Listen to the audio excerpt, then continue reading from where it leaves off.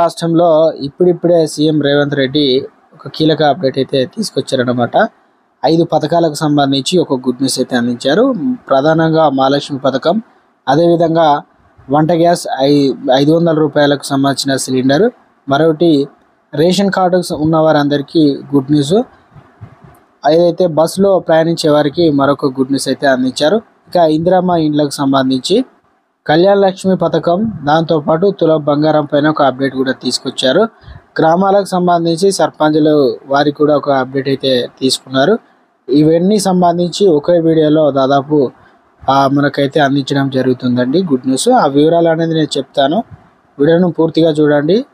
చాలామంది వీడియోస్ ఉన్నారు, సబ్స్క్రైబ్ చేసుకోలేదు, దయచేసి ఛానల్లో సబ్స్క్రైబ్ చేసుకుని బెల్ ఐకాన్ ఆల్ మీద ట్యాప్ చేయండి. మిత్రులందరికీ వీడియోను షేర్ చేయండి. లైక్ చేయడం మర్చిపోతున్నారు, అందరూ కూడా లైక్ చేయండి.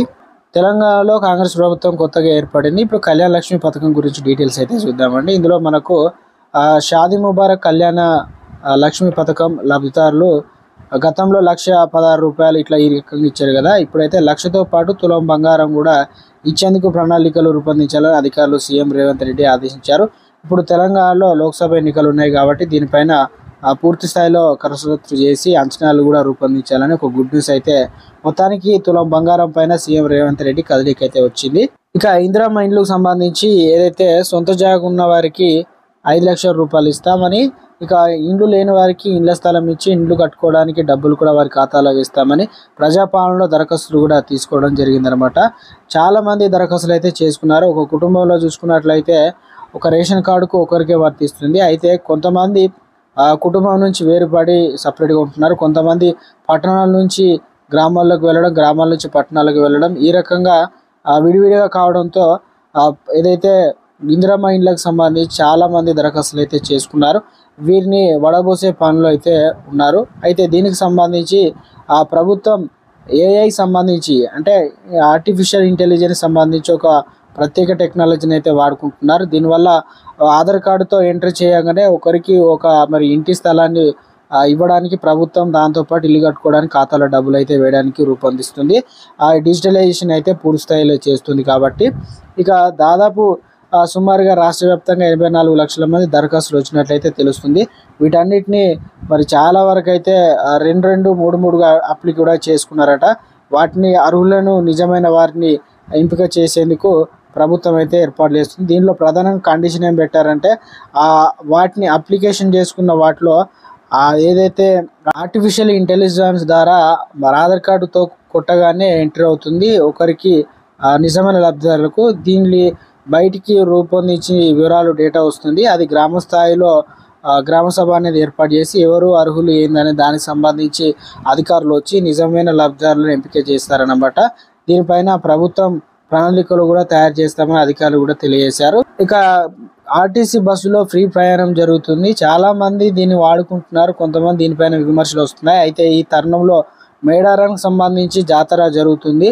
మహిళలందరికీ కూడా టికెట్ చాలా చోట్ల అయితే ఇదే ఆసరిగా అదునుగా చూసుకొని కండక్టర్లు టికెట్లు కూడా జారీ చేస్తున్నారు. ఎవరు కూడా టికెట్లు కూడా కొట్టొద్దని, ప్రభుత్వమే దానికి సంబంధించిన పూర్తి బాధ్యత బరువు భరిస్తుందని కీలక ఆదేశాలు బట్టి విక్రమార్క కూడా తెలియజేశారనమాట. మేడారం జాతర వెళ్ళే మహిళలు ఆధార్ కార్డు ఒక ప్రూఫ్ ఉంటే సరిపోతుంది, ఫ్రీగా వెళ్ళవచ్చండి. తెలంగాణలో ఎక్కడి నుంచి ఎక్కడికైనా కొత్త కండిషన్లు ఏం లేవు. తెలంగాణలో ఇప్పటికే మహాలక్ష్మి పథకానికి సంబంధించి చాలా భారీ స్థాయిలో దరఖాస్తులు అయితే వచ్చాయన్నమాట. ప్రధానంగా ఫస్ట్ ప్లేస్లో అయితే ఉన్నాయి.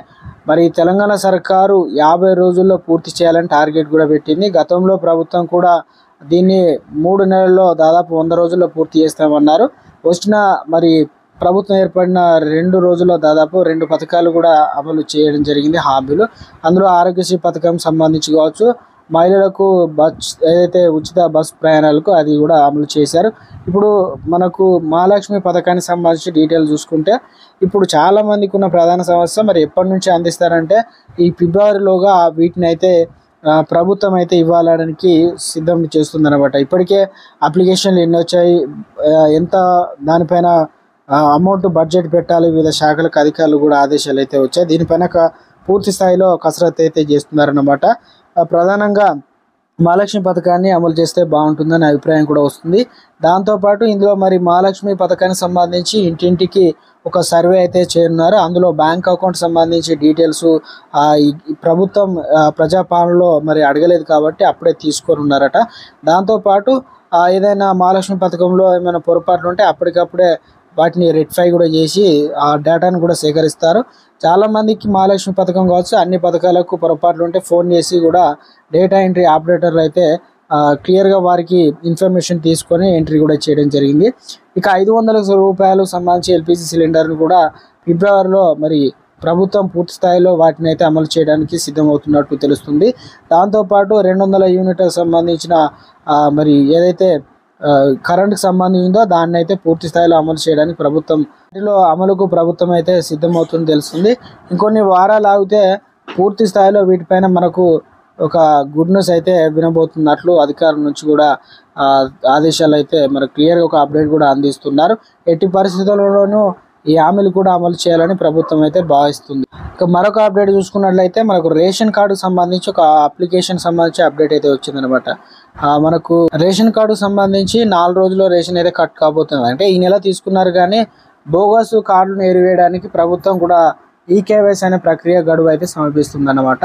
ఈ నెల 31 వరకు ఈకేవైసీ చేసుకునే అవకాశం అయితే కల్పించింది. కార్డులో పేరు ఉన్న వారు దగ్గరలోని ఏదైనా రేషన్ కార్డుదారులు ఏదైతే ఆధార్ నెంబర్ చెప్పి వేలిముద్రలు కూడా ఇవ్వాల్సి అయితే ఉంటుంది.